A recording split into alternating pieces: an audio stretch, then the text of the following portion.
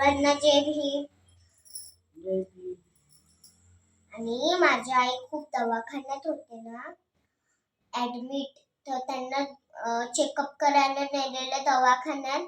तर त्या दिवशी म्हणजे डॉक्टरांनी सांगितलं की लगेच कोणत्या तरी दवाखान्यात त्यांना ऍडमिट करा, नाहीतर इन्फेक्शन होईल आणि डायबिटीज पण खूप वाढेल आणि त्यांची डायबिटीज 500च्या वर होती.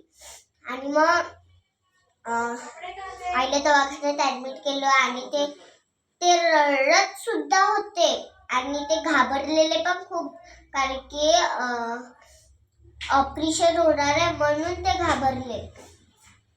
आणि घाबरले तर पहिले डायबिटीज डॉक्टरांनी कमी केली आणि मग ऑपरेशन केला आणि ते पण फुकट केला. ज्योतिबा फुले आई तुम्ही बोला त्याचं नाव. ज्योतिबा फुले योजनामध्ये त्यात केलं, तर कॅम्प मध्ये केलं आणि फुकट पण झालं ते ऑपरेशन. आणि गोळ्यासाठी तर तुम्ही विचारू नाही शकत, कारण की गोळ्यासाठी खूप पैसे लागले. जय भीम. जय भीम.